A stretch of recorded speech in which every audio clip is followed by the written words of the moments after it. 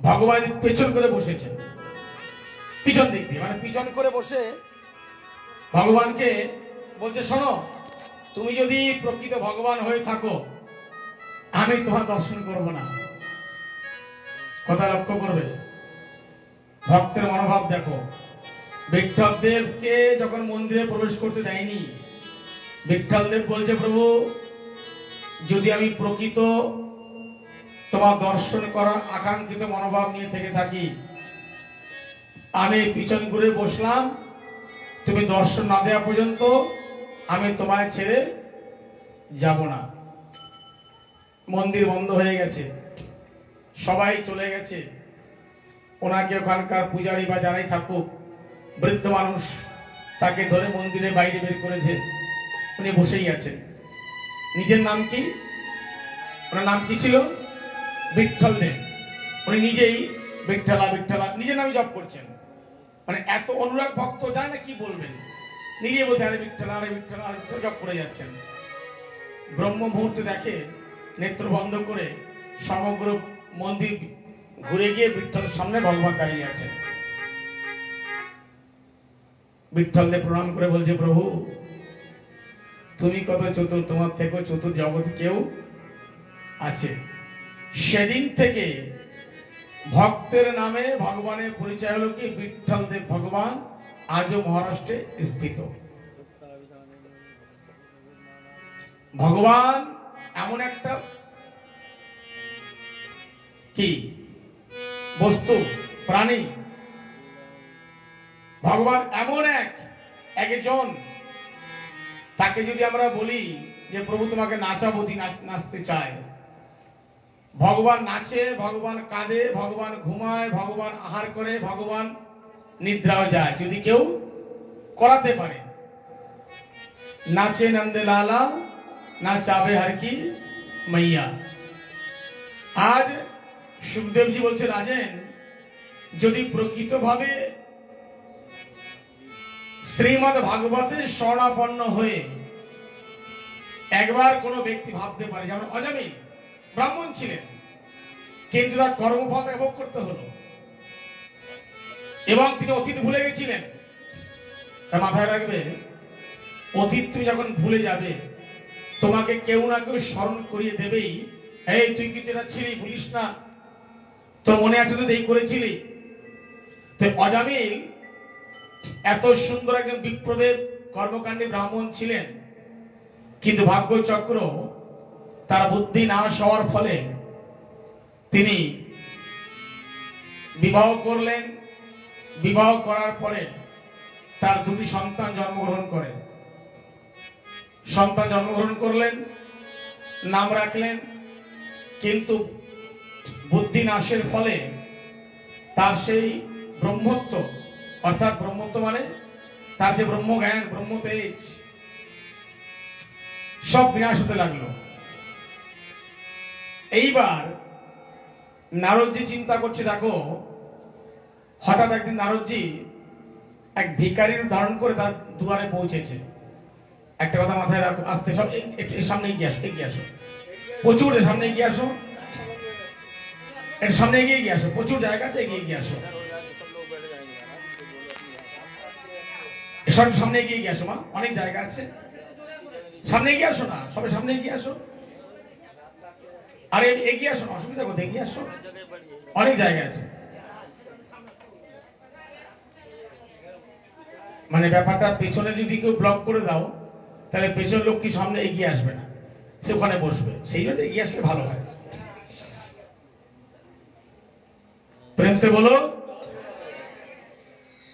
প্রসঙ্গ কি ছিল?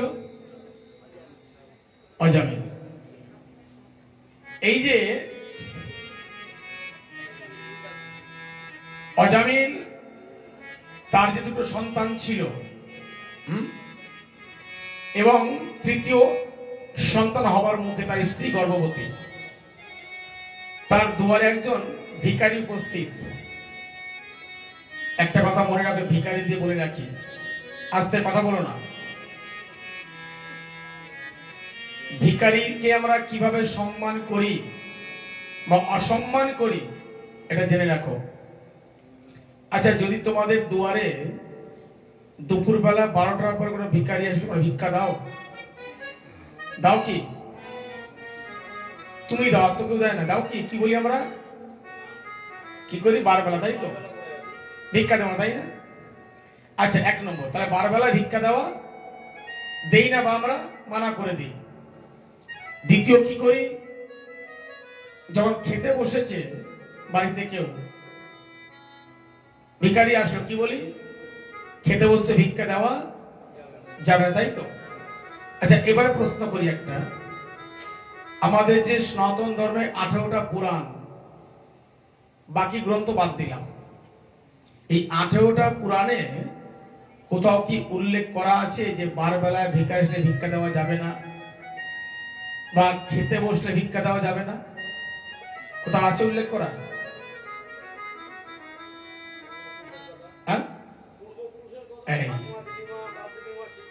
মানে এটা হচ্ছে আমাদের মানুষের মন গড়া শাস্ত্রের কথা।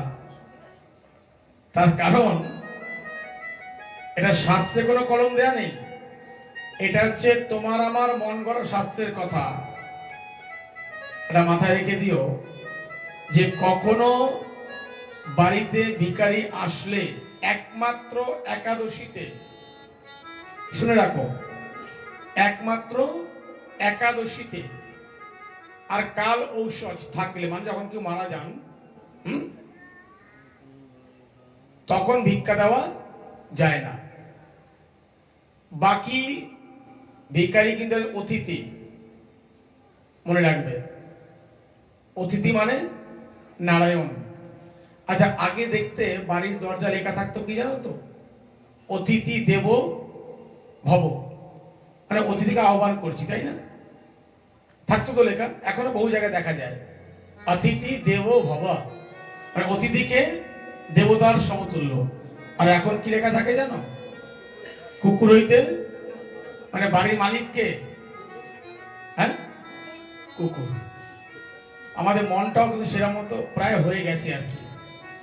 এই যে 12 বেলায় ভিক্ষা দেই না, আর খেতে বসলে ভিক্ষা দেওয়া যাবে না, এটা জেনে রাখো সম্পূর্ণ মানুষের নিজের স্বার্থকে চরিতার্থ করার শাস্ত্রের বিধান।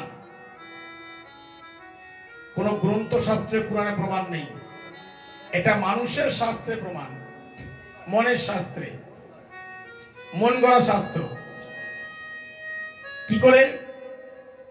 তুমি ভাবো একটা জিনিস, একটা ভিখারি, তোমার নজরে সে ভিখারি, বোঝা গেল? এসে কি বলছে? মা রাধেশ্যাম, একটু দেবে? বাবা যাও পরে এসো, এখন 12 বেলা দেওয়া যাবে না। হয়তো কেউ এসে বললো, মা 1 পুরো ভিক্ষা দেবে? আরে যাও যাও যাও যাও যাও, পরে এসো, খেতে বসে ভিক্ষা দেওয়া যাবে না।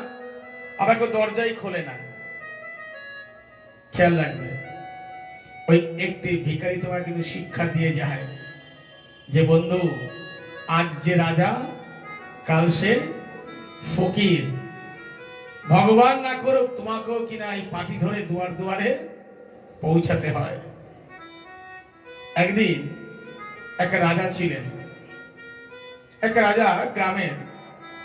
তো ওই রাজা তার রাজপ্রাসাদে যারা কর্মচারী ছিল প্রত্যেককে ডেকেছে, এই এদিকে আয়, তোরা কাজ কর, আমি গ্রামের রাজা, আমি গ্রামের মোড়ল, তোরা এই নগরে ভ্রমণ করে বলে আয় যে আজকে থেকে কারুর বাড়িতে কোন সন্ধ্যা পূজা ভগবান ঈশ্বর আল্লাহ গড কারুর নাম গুণগান করবে না। বলে কেন? বলে আমি সর্বেশ্বরবা, আমার উপরে রাজা কেউ নেই, আমার উপরে মহারাজা কেউ নেই, আমার উপরে এই জগতে আর কেউ নেই, আমি সবকিছু। আর যত যা ভিক্ষা নিতে আসবে তো দিয়ে দিবি, দুঃখ নেই, কিন্তু বলে আসবি যে না, আমার শাসনে সবাই চলে, আমার শাসনে সবাই চলবে। বেশ,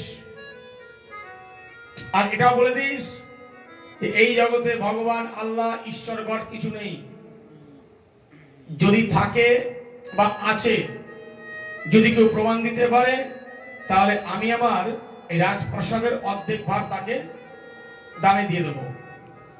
বেশ, এই কথা ভেবে নিয়ে যখন তার পার্ষদ মাইকে ঘোষণা করছেন, আরে ও নগরবাসী, গ্রামবাসী, তোমরা কিন্তু কেউ আজকে থেকে আর কেউ আল্লাহ বলো, হরি বলো, ঈশ্বর বলো, গড বলো, ভগবান বলো, কারুর নাম নেবে না, কোন পুজো পাঠ মন্দির মসজিদে যাবে না, গির্জায় যাবে না। বলে কেন? বলে রাজার নির্দেশ, রাজার শাসন, রাজার অনুশাসন, কেউ যাবে না। আর রাজা সাহেবের আদেশ, যদি কেউ প্রমাণ করতে পারে যে ভগবান, আল্লাহ, গড, ঈশ্বর বলতে কিছু আছে বা তার কর্মটা কি, কথা লক্ষ্য করবে, কি বলছেন? যদি কেউ প্রমাণ দিতে পারে বা বোঝাতে পারে যে ভগবান, আল্লাহ, গড আছে, তার কর্মটা কি বা তিনি আছেন, তাহলে তার রাজপ্রাসাদের অর্ধেক তাকে দান করবেন। ঘোষণা করছেন নগরে। যথারীতিভাবে একজন ফকির সাহেব, তিনি রাস্তায় বসে, তার পাশে বসে তিনি তার আল্লাহকে স্মরণ করছেন। সে তার ধর্মেতে পালন করে ধর্ম আস্বাদন করছে বা তাকে ধ্যান করছে। ইতিমধ্যে কথাটা কানে পৌঁছায়, কি ব্যাপার? আমরা জানতাম আল্লাহ আছে, ঈশ্বর আছে, ভগবান আছে, গডও আছে, হ্যাঁ, তে কেমন একটা অদ্ভুত ব্যাপার যে ভগবান, আল্লাহ বলতে কিছু নেই, উনিই সব। আমি যাব তার কাছে, আমি গিয়ে বলবো যে আল্লাহ, ভগবান, ঈশ্বর আছে এবং তার কর্মটা কি, আমি যাব তার কাছে। এই ভেবে দিয়ে একদিন ওই ফকির সাহেব সেইখানে পৌঁছেছেন রাজপ্রাসাদে। যখন পৌঁছে গেছেন, প্রবেশ করবেন, দুয়ারপাল বলছে ভাই এখানে প্রবেশ নেই। বলে কেন? বলে রাজপ্রাসাদে কোনো ফকির ভিখারির এখানে পারমিশন নেই, নো এন্ট্রি। বলে তুমি গিয়ে বলো তোমার রাজাকে, উনি ঘোষণা করেছিলেন, তাই আমি সেই ঘোষণার সঠিক উত্তর দিতে এসেছি, আমি জানাতে এসেছি। যখন রাজা কাছে গেলেন দুয়ারপাল, রাজা পারমিশন দিলেন। দেওয়ার পরে সেই ফকির সাহেব ভেতরে প্রবেশ করলেন। প্রবেশ করার পরে বলছে, রাজা সাহেব, আপনাকে আমি সর্বপ্রথম 3 বার সালাম জানাই আর 3 বার প্রণাম জানাই। বেশ ভালো কথা, বলো কি বলছো? বলছে আপনারা ঘোষণা করেছিলেন রাজা সাহেব যে এই জগতে ঈশ্বর, আল্লাহ, গড, ভগবান বলতে কিছু নেই, এবং যদি থেকে থাকে তার কর্মটা কি সেটা প্রমাণ দেখাতে পারলে আপনার রাজপ্রাসাদের অর্ধেক আপনি তাকে দান করবেন। তোমার সম্পত্তির প্রয়োজন নেই, আমি কিছু চাই না, আমি খালি প্রমাণ করতে এসেছি যে আল্লাহ, গড, ঈশ্বর, ভগবান আছে বা তার কর্মটা কি। বলছে মানে? বলছে না, আমি অবশ্যই আপনার প্রমাণ দেব, কিন্তু শর্ত একটা আছে। বলে কি শর্ত? বলছে প্রমাণ দেওয়ার আগে আমি আপনাকে যা যা বলবো আপনাকে তাই তাই করতে হবে। ভালো কথা। দেখুন রাজা সাহেব, তাহলে আপনি প্রস্তুত করার জন্য? বলছে অবশ্যই প্রস্তুত। শুনুন, তাহলে আপনি সর্বপ্রথম আপনি আপনার রাজ সিংহাসন দিচ্ছে নিচে আসুন। কথায় লক্ষ্য করুন, কি বলছেন? সবার প্রথম ওই রাজ সিংহাসন দিচ্ছে নিচে আসুন। নিচে আসলো, ফকির সাহেব গিয়ে সিংহাসনে বসলেন।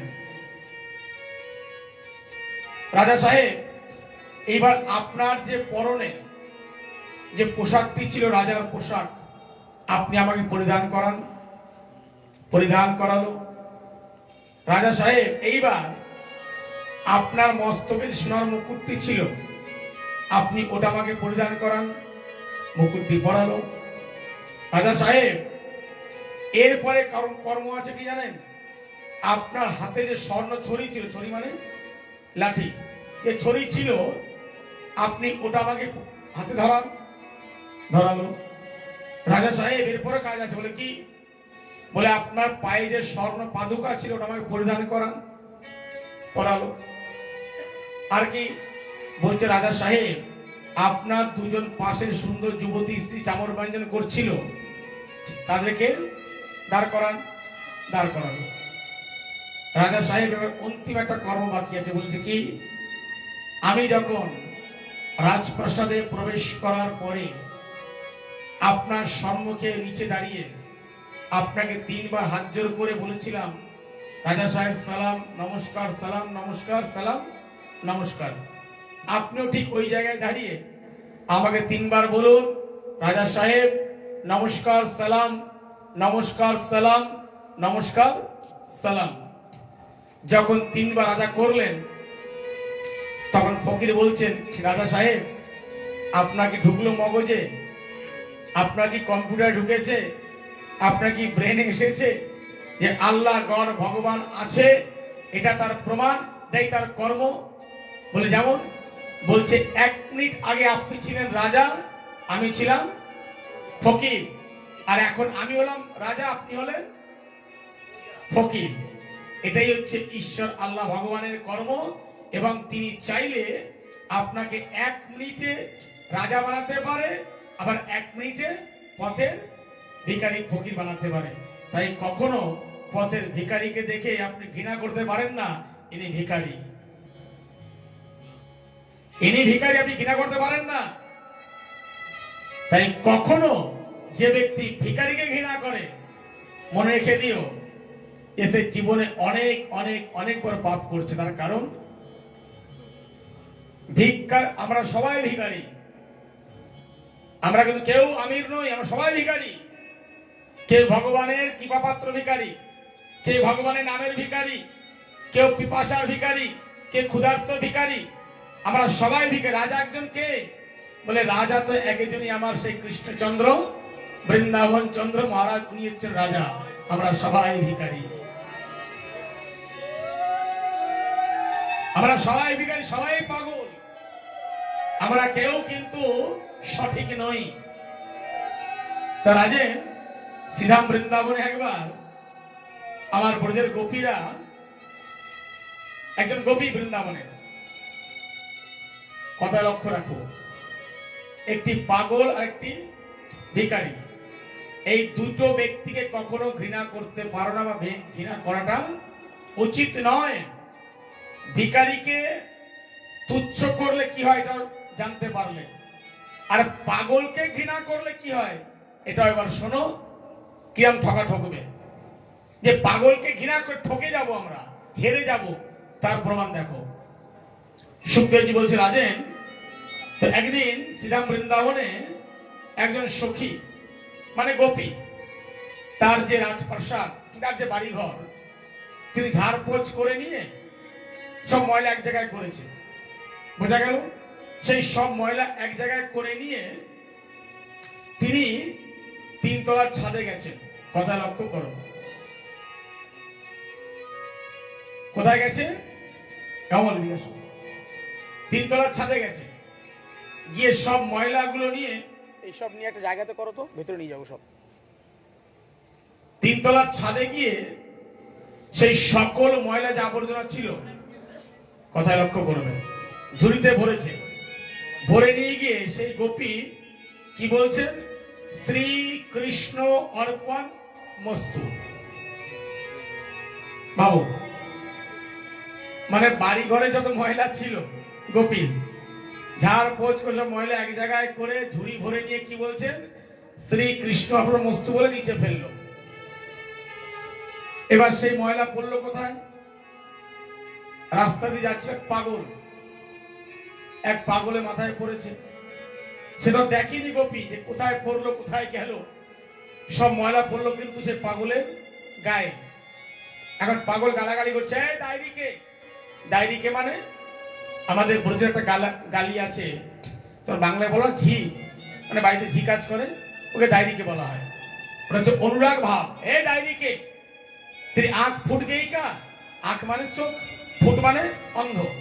हे डायरी के, तेरी आंख फूट गई का? तो दिखे ना है कोई जा रो कोई आ रो, तेने वैसी सबरे कच्चा मुंह पे गिरा दी, ने कुछ शर्म ना कर तुम?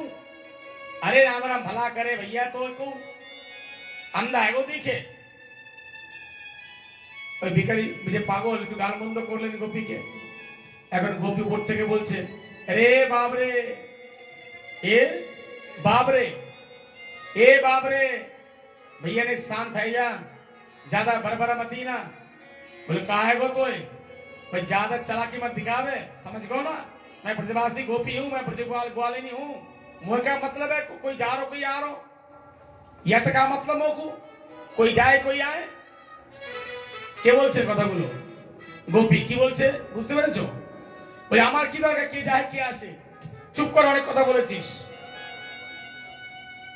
শোন, আমরা বৃন্দাবনের গোপী, আমরা বৃন্দাবনের সখী, আমাদের বলতে কিছু রাখিনি। আমাদের যা কিছু ছিল সর্বস্ব আমরা তাকে দিয়েছি। বলো কাকে? শ্রীকৃষ্ণ অর্পণ মস্তু, ভগবানকে কৃষ্ণকে দিয়েছি আমরা, আমাদের কিছু রাখিনি।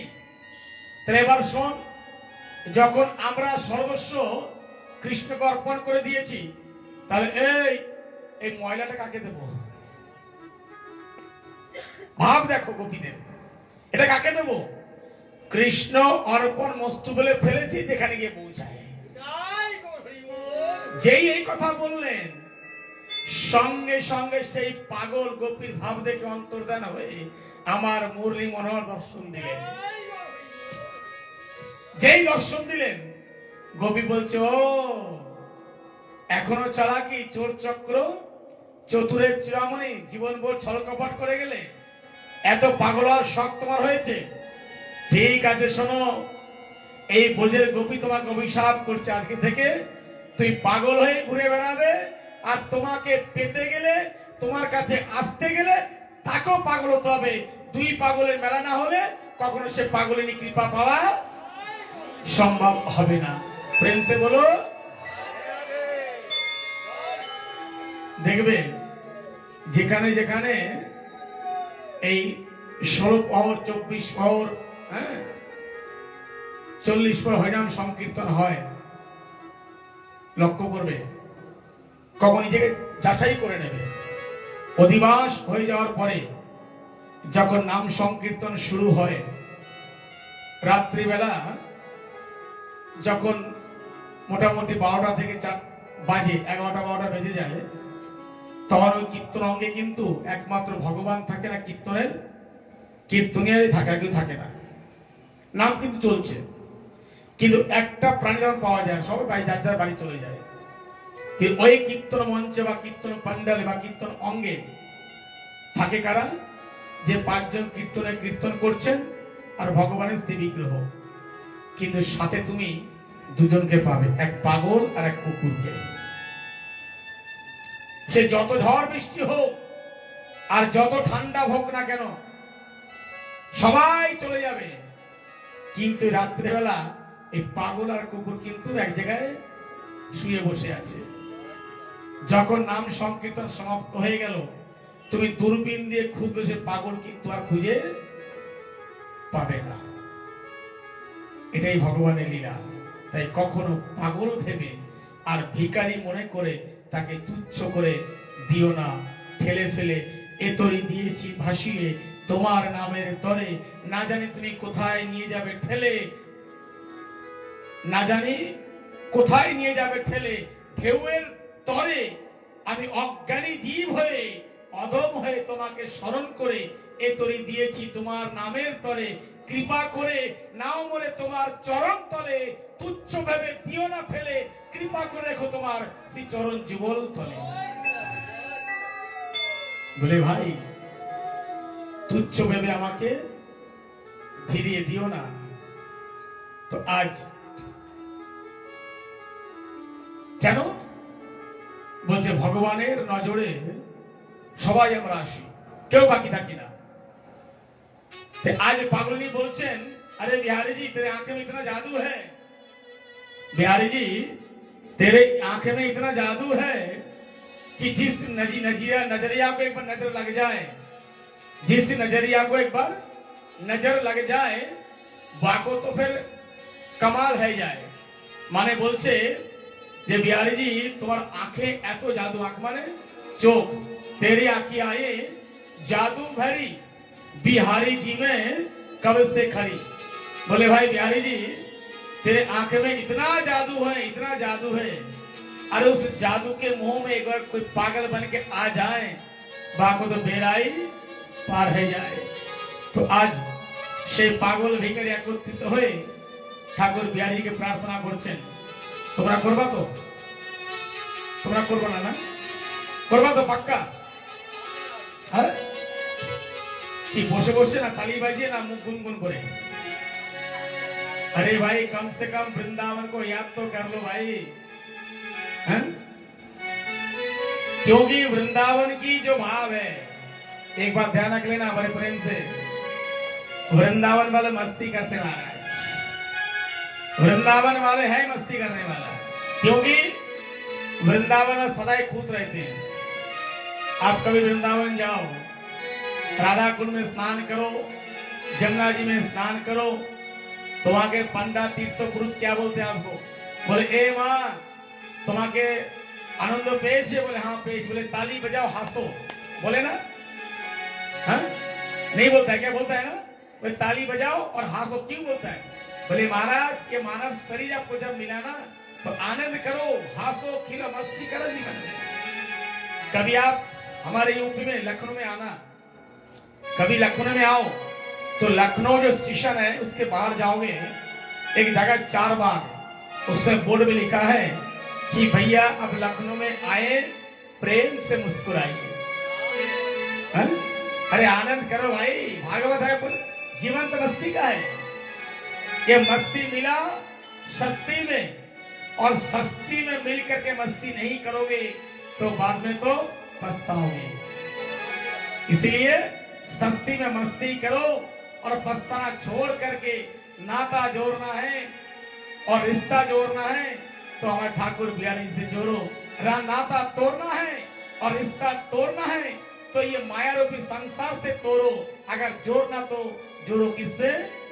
हमारे ठाकुर बांके बिहारी जी से। क्या बोले भाई? वो पागल और भिखारी ठाकुर हमारे बिहारी से प्रार्थना कर रहे हैं, अरे बिहारी जी तेरे आंख में तो इतना जादू है। बोले पूछे मत ना। बोले कैसे जादू? तुम सा ठाकुर और न पाया,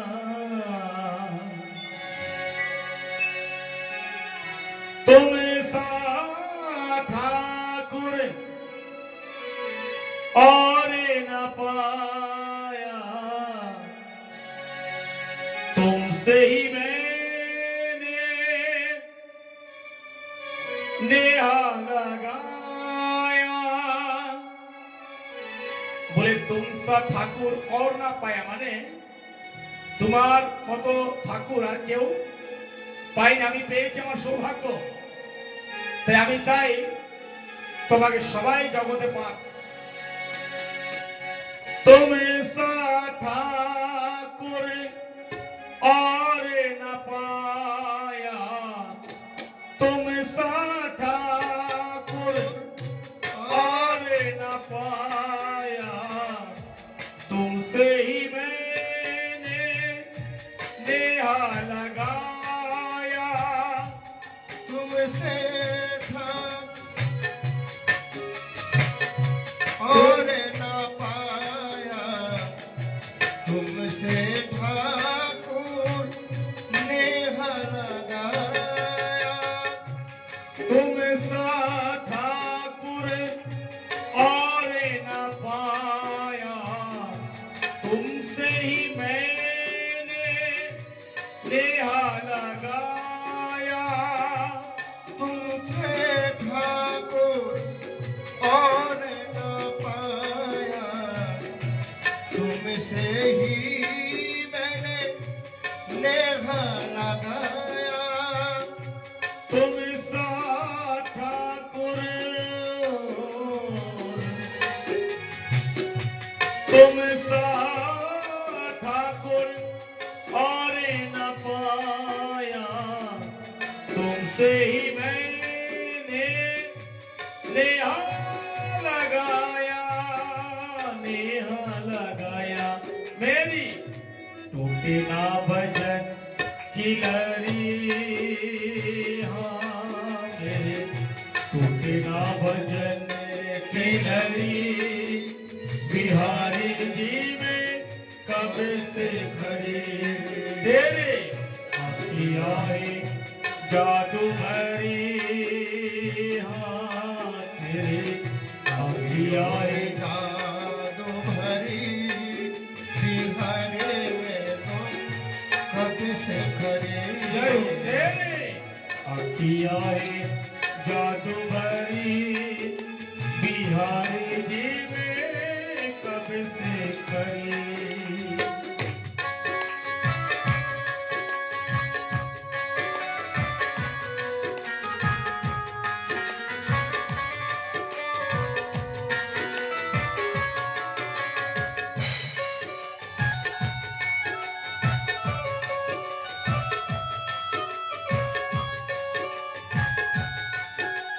जय हो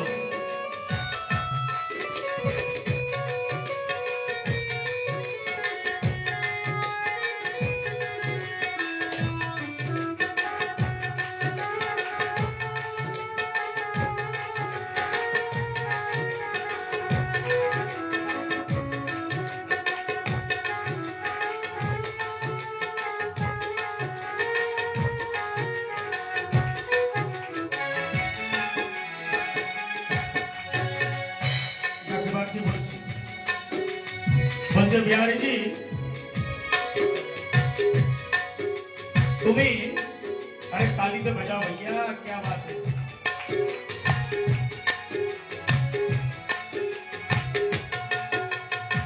आप कभी वृंदावन में आओ और वृंदावन में आकर के कभी क्रिया जी का परिक्रमा करो देखना 7 वर्ष की अवस्था लेकर के 70 साल तक के कोई भी व्यक्ति हो कोई अगर साथ में नहीं होगा ना तो परिक्रमा कर रहे क्रिया जी का वो ताली बजा के ऐसे अपने बोलते चलता है राधे राधे राधे राधे बस अपना चलता है क्योंकि ये ताली बजाने से एक बात ध्यान रखना ये मत सोचो कि मैं ताली अपनी फायदा के लिए बता रहा हूं कि ताली बजाओ बिल्कुल नहीं कि ताली बजाने से फायदा आपका ही होगा आप मुंह से गुनगुनाओगे तो आपका ही फायदा मिलेगी ये बिल्कुल मत सोचो कि महाराज आप कह रहे हो आपकी स्वार्थ के लिए बिल्कुल नहीं आप ताली बजाओ चाहे मत बजाओ उसमें मेरा कोई स्वार्थ नहीं है लेकिन ताली बजाने से फायदा आपका ये है मिलेगा कि भगवान की कृपा से ना जाने हमारे हाथ की जो खराब खराब रेखाएं हैं वो मिट जाए और ठाकुर जी की कृपा करें और अच्छे रेखाएं हाथ में आ जाए नंबर 2 ताली बजाने से जो आप लोग बैठकर कथा सुनते हो इसमें बजाने से ये जो चाटी बज रहे हैं ना इससे अपना शरीर का जो ब्लड सर्कुलेशन है उससे फायदा होता है जब मुंह से गाएंगे तो शरीर का जो वाइब्रेशन है वही फायदा करेगा इसलिए कभी भी कीर्तन में जाकर के भी बजाओ और कभी कभी घर पे भी बैठ करके जब सुबह वो करते हो मेडिटेशन योग करते हो तो उसमें भी ताली बजाया करो और हाँ वो कुछ भी करा करो उसका तो शरीर में फायदा रहेगा प्रेम से बोलो तुम सा ठाकुर और न पाया तुमसे ही मैंने नेहा लगाया तुमसे ठाकुर और न पाया तुमसे ही मैंने नेह लगाया मेरी तुझे ना भजन की लरी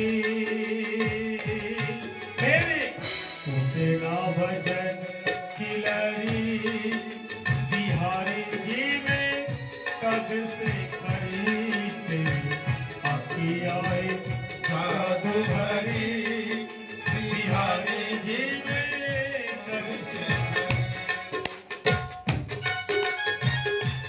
जय हो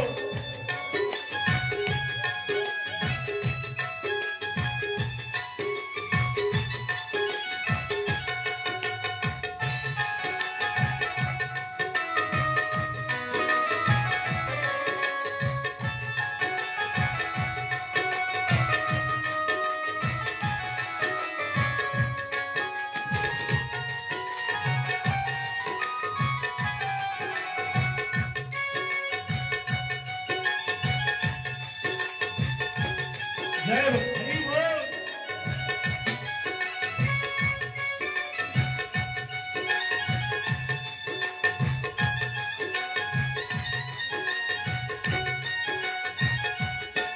এবার তাও কি বলছে? सुन लो मेरे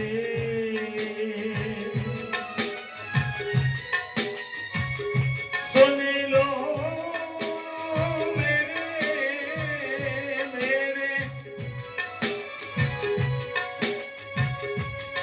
अच्छा एक काम करो आप लोग मेरे साथ में बोलो सुन लो मेरे बोलो जोर से बोलो और जोर से बोलो अरे भैया थोड़ा घुमा देने को पता चले जोर से बोलो और हंसना क्यों हंस रहे हो भाई कोशिश तो करो सुन लो मेरे ये मैया नहीं बोले चश्मा वाली ताली बजे एक साथ में सुन लो मेरे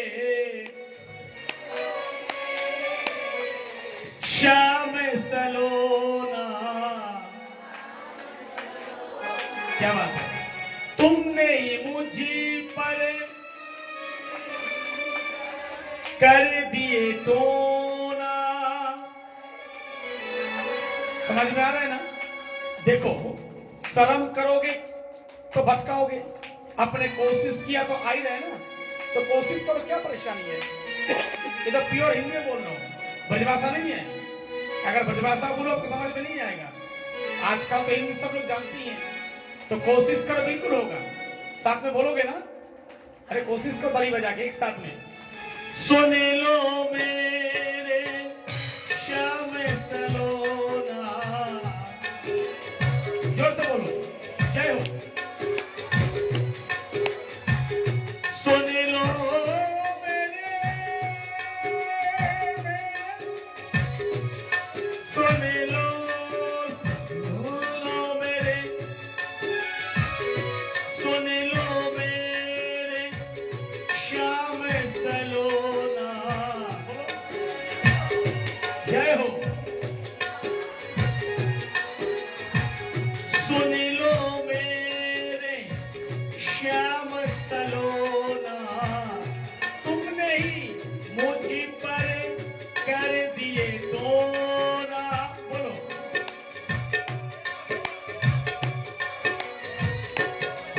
सुन लो मेरे श्याम सलोना तुमने ही मुझी पर कर दिए टोना मेरे কি বলছি এখন মেরে মানে আমার মেরে আঁখিয়া মানে চোখ এই তো সবই তো বোঝো মেরে আঁখিয়া হে तुझसे लरी हाँ मेरे आँखियाँ है तुझसे लरी बिहारी जी में कब से खड़ी तेरे आँखियाँ है जादू भरी बिहारी जी में कब से खड़े थे आँखियों में जादू जय हो हरि बोल बिहारी जी में कब से खड़े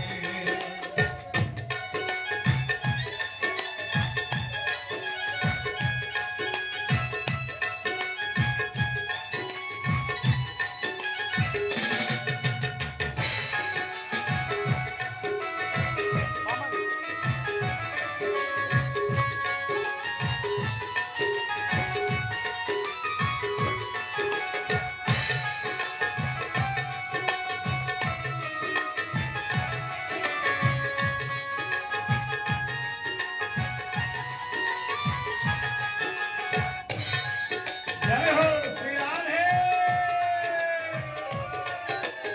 दोनों हाथ उठा के ताली की सेवा करते हो हरि बोल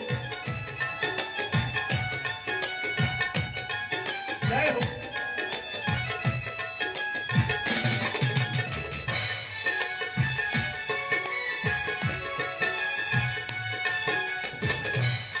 এবার কি বলছেন লক্ষ্য করবে তালি বাজাও कृपा करो हरि दासी के स्वामी बोलो जोर से बोलो जोर से बोलो जोर से बोलो आपको बुलवा के छोड़ेंगे हम। बोलो। कृपा करो हरि दासी के स्वामी,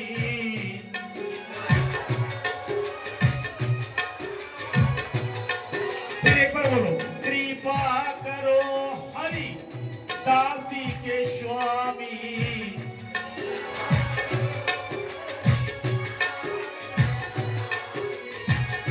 बाके बिहारी अंतर्यामी,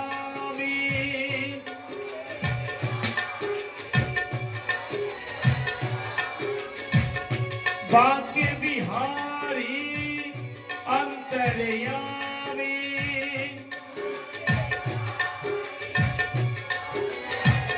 समझ में आया ना? कृपा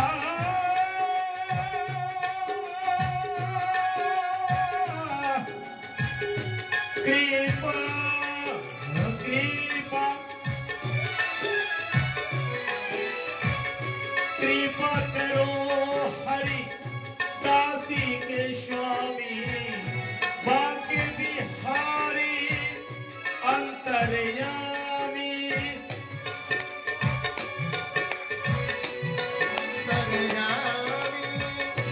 বলছে কৃপা করো হরি দাসকে স্বামী। কথা লক্ষ্য করো, তালি বাজাও। এই যে কি বলছেন, কৃপা করো হরি দাসকে স্বামী, মানে হরিদাস দুজন। কজন হলো? দুজন।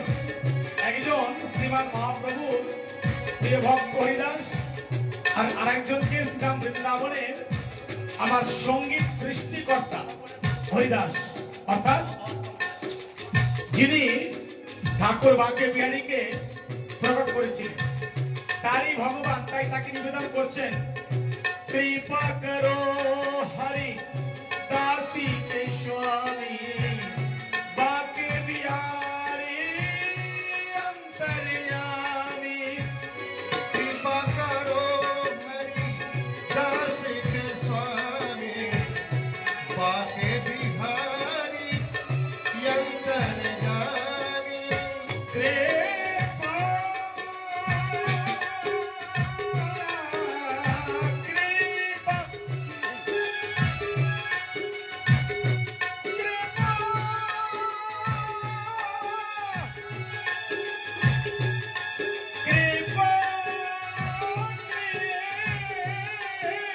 कृपा कृपा करो हरि दासी के स्वामी, बाके बिहारी मेरे अंतर्यामी। की सुंदर बात है। कृपा करो हरि दासी के स्वामी, बाके बिहारी अंतर्यामी अंतर्यामी मेरे। এবার কি বলছেন,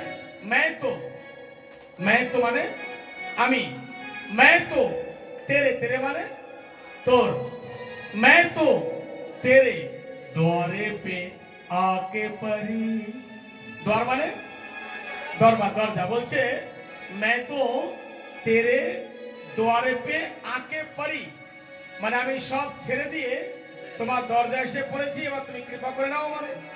তাই বলছেন, मैं तो तेरे द्वारे पे आके परी, बिहारी जी में कब से खड़ी, तेरे अखियाँ है जादू भरी, बिहारी जी में कब से खड़ी, तेरे अखियाँ है जादू भरी, बिहारी जी में कब से खड़ी, तेरे अखियाँ है जादू भरी, बिहारी আস্তে আস্তে আস্তে আস্তে। আমাকে কাল আজকে সকালবেলা কিছু ভক্ত বলছে, বাবা আপনি কি ভাগবতে আমাদেরকে নৃত্য করতে বলতে পারেন না, না নৃত্য করান না? আলা ভাই দেখো, এবার নৃত্য করতে যদি বলি, যদি কেউ বলে মহারাজ আমরা এগুলো পছন্দ করি না, তাহলে কি করে বলি?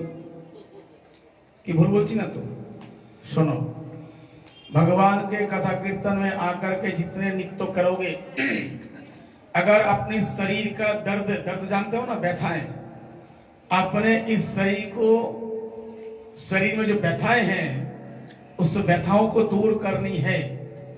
अपनी इस शरीर में जो भी व्यथाएं हैं उस व्यथाओं को दूर करनी है, तो नित्य करो ठाकुर जी के सामने आकर के। अपनी मन को पवित्र करनी है तो गुणगान गाओ ठाकुर जी की शरण में आकर के। और अपने चित्त को शुद्धि करनी है तो ताली बजाओ ठाकुर जी की ध्यान में आकर के। समझ गए ना बात? तो इसलिए हमको तो ये पता था कि भाई यहाँ के लोग तो अच्छे हैं, नाचते भी हैं, नचाते भी हैं, लेकिन हमको तो ऐसा महसूस हो रहा है कि आप लोग बिल्कुल स्टैचू बन के बैठे हो। ऐसा नहीं, आनंद करो, मस्ती करो। बिहारी जी में कबे से खरी तेरे अखियां है जादू भरी, बिहारी जी में कबे से खरी अखियों में जादू भरी। भैया नाच लो, नाच लो, खड़े हो करके जय हो। ऐसा मौका भगवान नहीं मिलने वाला है। हरिओ भरी बिहारी कबे से खरी अखियां है जादू भरी, बिहारी जी में कबे से खरी अखियों में जादू भरी, बिहारी जी में कबे से खरी। एक काम करो, आप लोग ऐसे नहीं मानोगे, जरा कमर सीधा कर लो खड़े होकर के। सभी खड़े हो जाए, कमर सीधा कर लो। सर कमर सीधा कर लो, क्या परेशानी है? अरे बैग रख दो, बैग लेकर कोई नहीं जा रहे। भैया कुछ भी चतुरामी करो, आप लोग बनगांव वासी, हम तो वृंदावन वासी हैं। सब खड़े हो जाओ, बैग रख दो नीचे, बैग कोई नहीं लेगा। अब मेरे साथ में ताली बजाएगा और क्या करेगा? ये क्या बात है?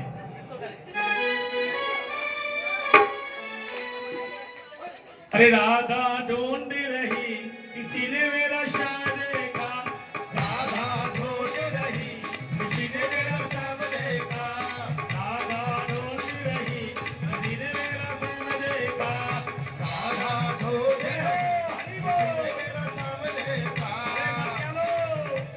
राधा ढूंढ रही किसी ने मेरा श्याम देखा, राधा ढूंढ रही किसी ने मेरा श्याम देखा। श्याम देखा घन श्याम देखा, श्याम देखा मेरा श्याम देखा, श्याम देखा घन श्याम देखा, श्याम देखा घन श्याम देखा। राधा राधा ए भैया আমার মনে হচ্ছে তোমার কোনো পিটি ব্যায়াম করছি স্কুলে। ऐसा नहीं भैया, मस्ती के साथ में मटका लो। जब तक नहीं मटकाओगे हम भी आपको छोड़ने वाला। ए अमर बाबू, ये दोनों बाबा पे लिखे हो सामने, जे वृंदावन जोड़ ले बैठ पहले, जब भैया लगे पकड़ कर जल्दी आ। ये बाबा लेके आ, बे बाबा हाथ पर बैठे बैठे लेके आओ।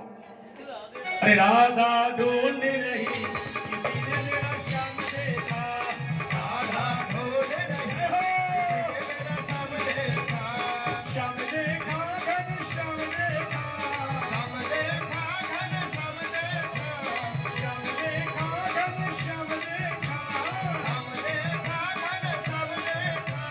राधा राधा अरे राधा ढूंढ रही किसी ने मेरा श्याम देखा,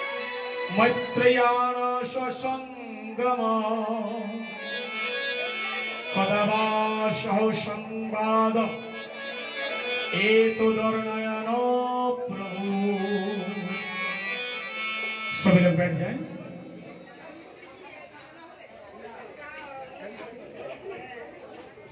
সুখদেবজি বলছে রাজেন,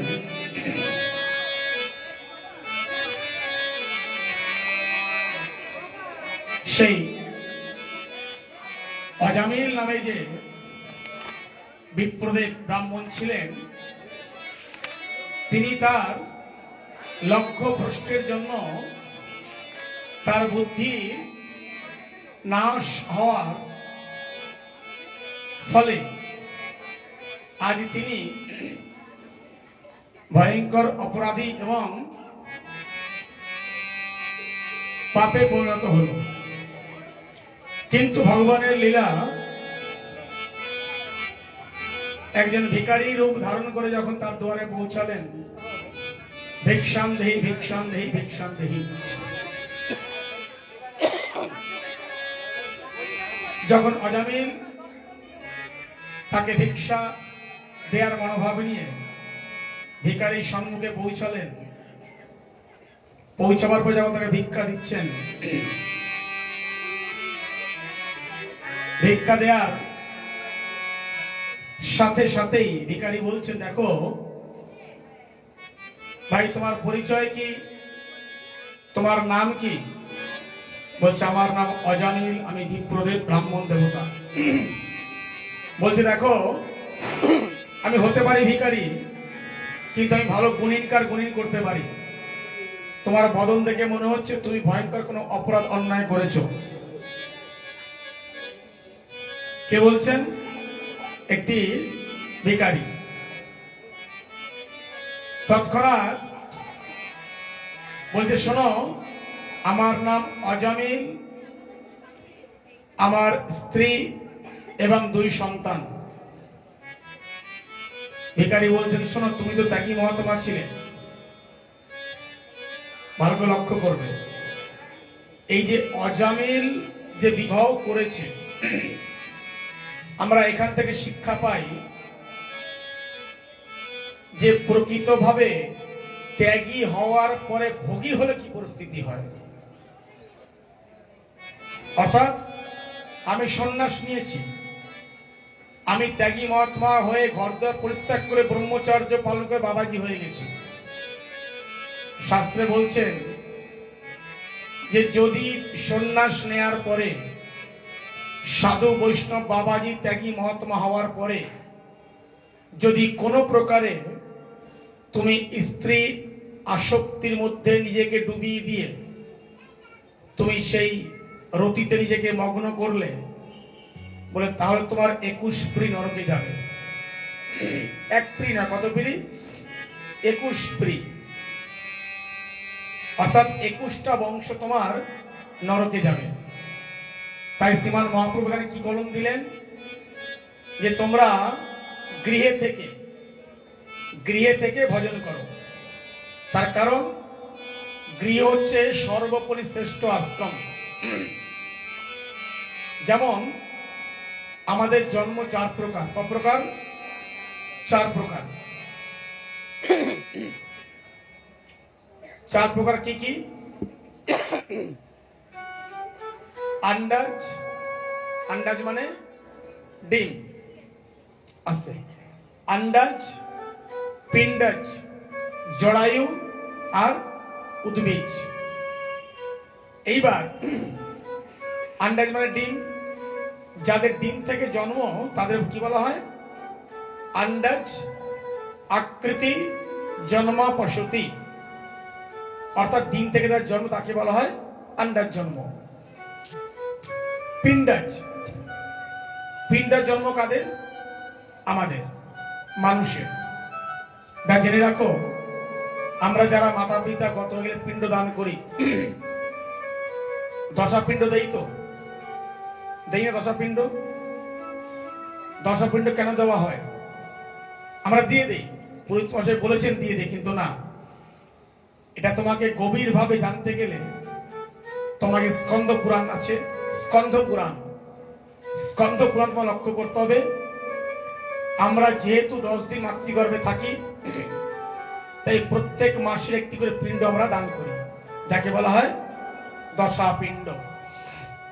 এবং প্রথম মাসে পিণ্ড, দ্বিতীয় মাসে আকৃতি, তৃতীয় মাসে রূপাকৃতি, চতুর্থ মাসে স্বরূপ, পঞ্চমেতে পুরারূপ, সপ্তমেতে ধারণ, অষ্টমেতে দর্শন, নবমীতে প্রাপ্তি, দশমীতে কি ভূমিষ্ঠ।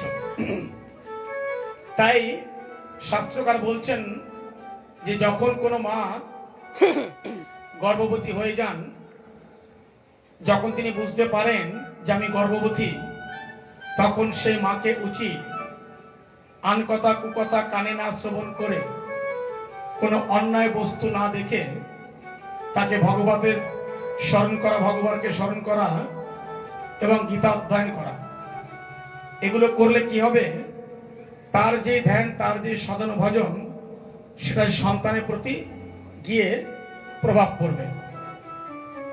তাই গর্ভবতী মায়েদের উচিত 3 মাস সম্পূর্ণ হয়ে গেলে সেই মাকে ভগবানের চিন্তন করা। এবং শাস্ত্রে প্রমাণ আছে যে 5 মাস হয়ে গেলে সেই গর্ভবতী মা কাউকে প্রণাম করতে পারে না এবং ভগবানের সেবা করাও তার উচিত না। কেন? স্বয়ং ভগবান তার গর্ভেই রয়েছেন। সেই কারণের জন্য উচিত সেই গর্ভবতী মাকে ভগবানের প্রতি শ্রদ্ধা জ্ঞাপন করা, ধ্যান ধারণা করা ইত্যাদি। তাই আমরা পিণ্ডজ থেকে জন্মগ্রহণ করেছি বলেই আমাদের মৃত্যুকালে পিণ্ডদান করা প্রয়োজন বা করতে হয়। এবং আমরা পিণ্ডে দেই কি? তিল, চাল আর কলা। তিলটা কোত্থেকে তৈরি? ভগবান বিষ্ণুর ঘাম থেকে তিল তৈরি। তাই ভগবান বিষ্ণুর যে ঘাম, মানে পাসিনা বলি আমরা, তো সেই যে তিল তৈরি, সেই তিলকে ভগবান বিষ্ণু বলছেন আমার ঘাম, মানে পাসিনা যখন পৃথিবীতে পড়লো, সেখান থেকে তিলের জন্ম। তো সেই তিল পিণ্ডদান স্বরূপে একত্রিত হয়ে আমাকে আমার চরণে অর্পণ করলে আমি তাকে আমার বিষ্ণু লোকে স্থান দেই। এবং সেই দিন থেকে এই তিল যে কোনো শুভ অশুভ কর্মে আমাদের লাগে। দ্বিতীয়ত বলছেন যে শ্রদ্ধা, ক্রিয়া ইত্যাদি। তাহলে যার কেউ নেই, যিনি একা, তার উদ্ধার কেমন করে হবে? বলছে সমগ্র ভারতবর্ষের মধ্যে একটি তীর্থ আছে যাকে বলা ব্রহ্ম কপালী। কি নাম? ব্রহ্ম কপালী। সেটা কোথায়? বদ্রিকা আশ্রমে, বদ্রীনাথ ধামে। সেই বদ্রীনাথ ধামে ব্রহ্ম কপালীতে যদি কেউ গিয়ে পিণ্ডদান করতে পারে, নিজের পিণ্ড হোক, চাই যারা গত হয়ে গেছে তাদের নামে পিণ্ড হোক, তাহলে অবশ্যই সেই আত্মা ভগবান বদ্রীনাথের চরণে স্থান পেয়ে থাকে। ধ্রুব সত্য কথা। প্রেম সে বলো। আমাদের তাহলে জন্ম থেকে পিণ্ড থেকে। এবার উদ্ভিদ আর জরায়ু। উদ্ভিদ মানে বুঝতে পারছো, যেটা আমরা বীজ পুঁতি, বীজ থেকে অঙ্কুর, অঙ্কুর থেকে বৃক্ষ, বৃক্ষ থেকে ফুল, ফুল থেকে ফল। এটা হলো কি? উদ্ভিদ। আর জরায়ু মানে যার মৃত্যু নেই। তুমি দুব্বা গাছকে উদাহরণ ধরো, তুমি যদি দুব্বা গাছ তুমি আগুনে পুড়িয়ে দিলেও তার জ্বর কিন্তু পড়ে, জ্বর মানে মাটির তলায় যে মূল শিকড় থাকে সেটা মারা যায় না, আবার গজায়। তাই দুব্বার কোনো মৃত্যু নেই। এহেন যারা যাই থাক, তরুলতা, বৃক্ষ আদি, তাদের মৃত্যু নেই। এদের বলা হয় কি? জরায়ু, জন্ম। তো এই 4 প্রকার জন্ম। তা বলছে শাস্ত্রকার, জন্ম তোমার যথাতথা, কর্ম তোমার ঠিক থাকা চাই। জৈসা করেনি ऐसा বরেনি। তুমি জন্ম নিতে পারো মুচির ঘরে। আবার কি বলছেন? যে মুচি হয়ে সূচি হয় যদি কৃষ্ণ ভজে, আর সূচি হয়ে মুচি হয়ে যদি কৃষ্ণ তেজে। খুব কথা লক্ষ্য করবে, আমরা ঘৃণা করি মুচিকে, তাই না? ঘৃণা করি তো, এই উনি মুচি, জুতো পালিশ করে, ছোট জাত। ভুল কথা। কথাগুলো মন দিয়ে শোনো। যদি আমাদের জগতে মুচি না হতো তাহলে খোল, তবলা, বাদ্য তৈরি সম্ভব হতো না। শ্রীমান মহাপ্রভুর বাদ্যযন্ত্র ছিল শিখল। কারা তৈরি করেছিলেন? মুচিরা। সেও আমার কাছে পূজনীয়, তাকে ঘৃণা করলে চলবে না। আমরা ঘৃণা করছি কাকে? ডোমকে, তাই না? যদি ডোম আমার দেহটাকে নিয়ে সেই অগ্নির মধ্যে প্রজ্বলিত না করে, আমার দেহটা কিন্তু জ্বলবে না। তাই ডোমকে ঘৃণা করতে পারি না। আমরা ঘৃণা করি কাদের? মেথরকে। এই মেথর হচ্ছে বাড়িতে, ওনাকে দূরে রাখতে বলো।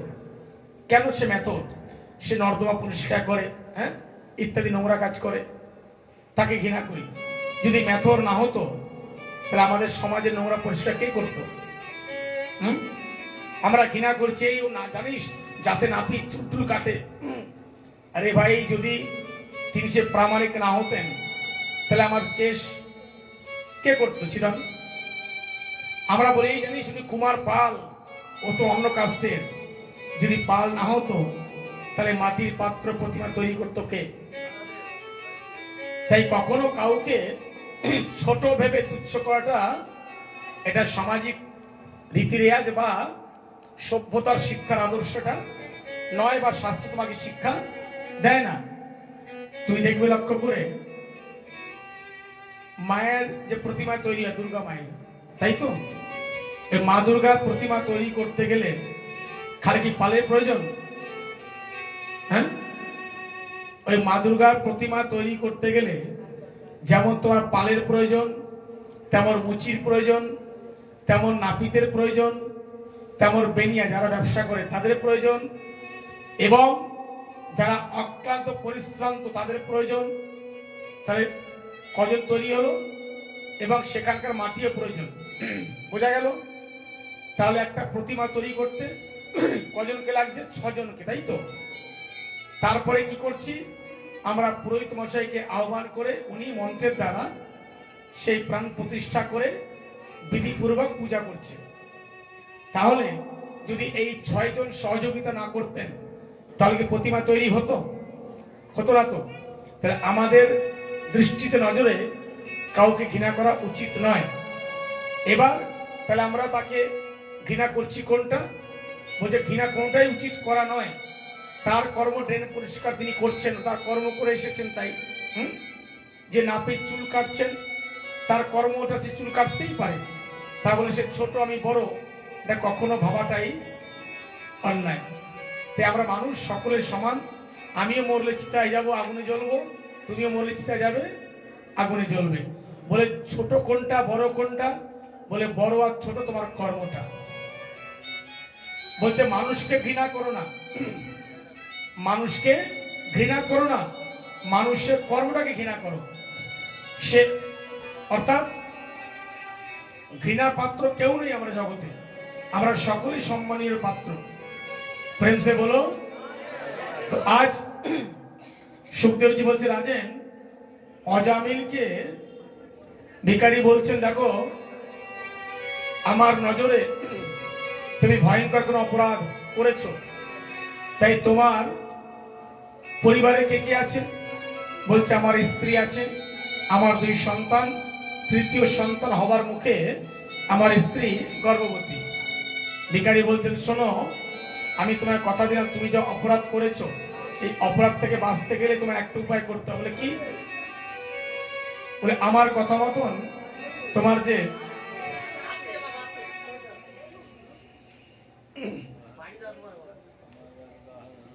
তোমার যে তৃতীয় সন্তান, তার নামটি আমি রাখবো। কি নাম? বলছে তুমি এর নাম রাখবে আমার কথাকে লক্ষ্য করে নারায়ণ। কি নাম রাখবে? নারায়ণ।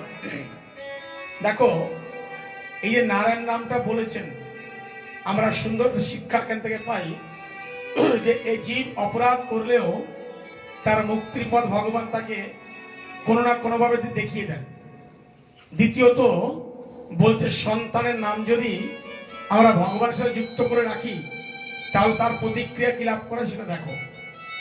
নাম রেখে চলে গেলেন নারায়ণ।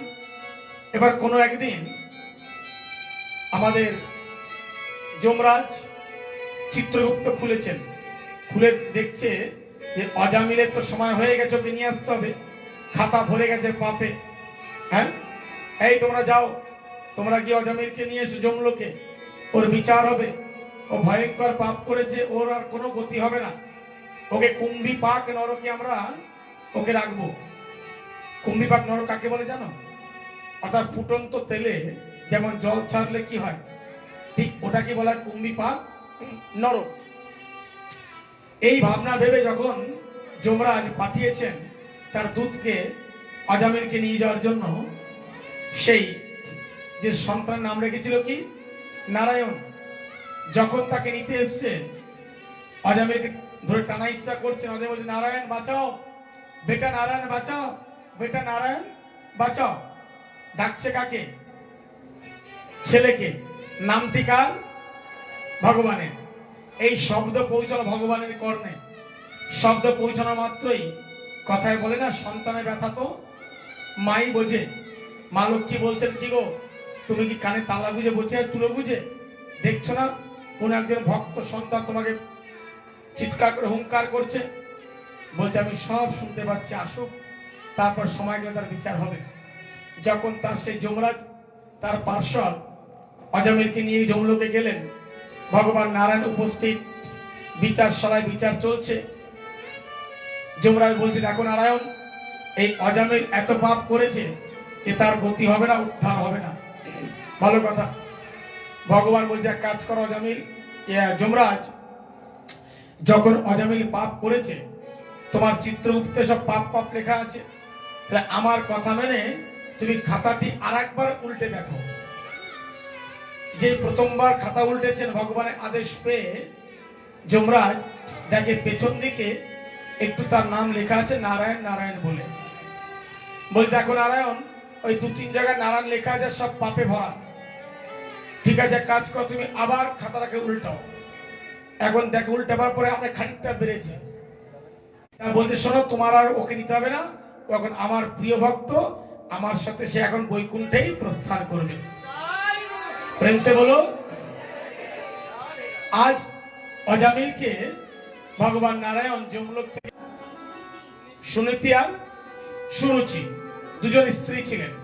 আচ্ছা, এই দুজন যে স্ত্রী ছিল, সুখদেবজি বলছে রাজেন, এই যে উত্তরপদের দুই স্ত্রী, একের নাম সুনীতি, একের নাম সুরুচি, করে আমাকে তুমি পরিষ্কার রাখো, ভুল কথা।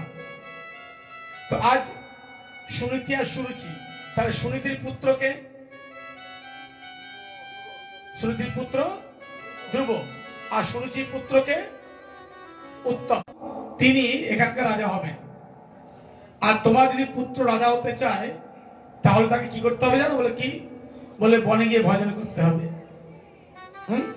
যখনই কথা বলে বনে গিয়ে ভজন করতে হবে, তৎক্ষণাৎ ওই এই মনরূপী ফুলটাকে যদি ভগবানের চরণে অর্পণ করার চেষ্টা করতে পারি, তাহলে অবশ্যই আমাদের জীবনে মঙ্গল অনিবার্য। প্রেমে বলো। এইবার ধ্রুবজি করলেন কি, তিনি বনের দিকে রওনা হলেন। রাস্তায় যেতে যেতে যেতে যেতে কোথায় যাবে তিনি জানেন না। মাঝপথে দর্শন হলো কার? আমার নারদজি মহারাজের।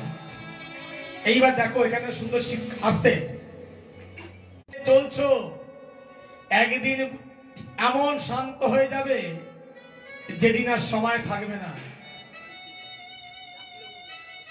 ডাকলেও কাউকে পাবে না, আর সময় তখন আর মানুষের করিলাম কি, আমি গুরু না ভজিলাম, কি ভুল করিলাম, ভস্যে ঢালিলাম কি, রে মন আমার মানুষের করিলাম কি।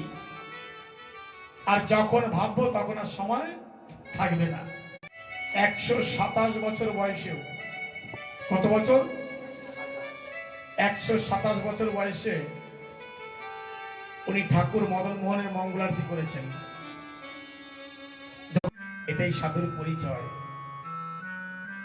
প্রকৃত সাধু প্রণাম নিতে চায় না, বলে ওখানে প্রণাম করো আর আমাকে মুখ থেকে বলো কি রাধে রাধে। আর বর্তমান সাধুয়া পড়লেই সন্ন্যাসী হবে না, মোটা মোটা তিলক মালা পরলেই আর আড়াইয়াত কাপড় পরে তাকে বৈষ্ণব বলা যাবে না। সুন্দর সুন্দর তিলক মালা নিয়ে ঘুরে বেড়াচ্ছি, ভালো মন্দ আসবে বৃন্দাবনে দেখবে প্রকৃত সাধু কাকে বলে, এবং অত্যন্ত আনন্দ পাবে। ধরতে পারবে না সাধুকে, ধরা দেবে না। সেই মহন্ত মহারাজ মালা নিয়ে বসে আছেন, হঠাৎ খবর হলো যে মহন্ত মহারাজ আমাদের এই মায়ার জগৎ পরিত্যাগ করে, আরে বাবা কাহা যা রে হো, আমি যাওগে রাত কো নীंद। যদি তোমার যাওয়ার পথে কোনো প্রকার সমস্যা হয় তুমি কালকে এসে আমাকে ধরবে, আমি কথা দিলাম। হ্যাঁ, কিন্তু একটা ব্যাপার আছে, এই যে প্রসাদের ব্যাপারটা বলছো মা তুমি তো এইমাত্র নিয়ে গেল 2 বাটি, বলছে না না বাবা ওটা আমার না, ওটা অন্য কাউকে নিয়ে দিয়েছি। মানে আরেক বাটি নিয়ে পেছনে লুকিয়ে রেখেছে, আরেক বাটি সামনে পাচ্ছে। এদিকে পেছন থেকে কুকুর যেই ওই বাহাতে বাটি নিয়ে ফিরেছে, কোনো বক্তা বলে শুনে রেখে দাও, আমি গেছিলাম পাঠ করে এসেছি, প্রচন্ড আনন্দ হয়েছে, লোকজন আমার প্রতি খুব খুশি হয়েছে, এত সুন্দর আনন্দ করেছি। ভুল, ওটা অহংকারের বার্তা। কেন? শক্তি, শ্রোতা মানে তেজ, শ্রোতা মানে দর্শন, শ্রোতা মানে ধারা। সে শক্তি অর্জন করিয়ে বক্তার উপরে বর্ষা করে, তবে সেই বক্তা শক্তির বলে ভক্তি মার্গে এসে, ভক্তির বয়স কত 5 বছর, সংসার পরিত্যাগ করে চলে গেলেন। এখন মাঝপথে কে মিলল? নারদজি মহারাজ। ঠিক এইবার